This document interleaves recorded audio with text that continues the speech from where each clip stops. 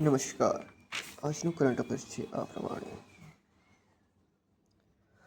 ભારતે વર્ષ 2026 માટે અધ્યક્ષ તરીકે મુંબઈમાં કિમ્બર્લી પ્રોસેસ ઇન્ટરનેશનલ મીટિંગની શરૂઆત કરી.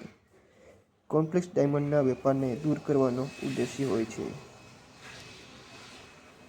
ભારતના મુખ્ય ન્યાયાધીશ સૂર્યકાંતે સુપ્રીમ કોર્ટના ન્યાયાધીશ જસ્ટિસ અરવિંદ કુમારની અધ્યક્ષતામાં ઉચ્ચ સ્તરીય જ્યુડિશિયરી ઇન્ફ્રાસ્ટ્રક્ચર એડવાઇઝરી કમિટીની રચના કરી. ભારતના વડાપ્રધાન નરેન્દ્ર મોદીએ ગુજરાતમાં સોમનાથના અમૃત પર્વમાં ભાગ લીધો, જે મંદિરના પુનઃનિર્માણની 75મી વર્ષગાંઠને ચિહ્નિત કરે છે અને સોમનાથ મંદિરને શાશ્વત તીર્થ તરીકે પણ ઓળખવામાં આવે છે. મિઝોરમની કાવરથા ઉત્તર ગ્રામ પરિષદને તેના ટકાઉ ગ્રામીણ વિકાસ અને પર્યાવરણ સંરક્ષણ કાર્યાલય બદલ દીનદયાળ ઉપાધ્યાય પંચાયત વિકાસ પુરસ્કાર 2025ની ક્લીન એન્ડ ગ્રીન પંચાયત શ્રેણી હેઠળ રાષ્ટ્રીય સ્તરે પ્રથમ ક્રમાંક પ્રાપ્ત કર્યો છે.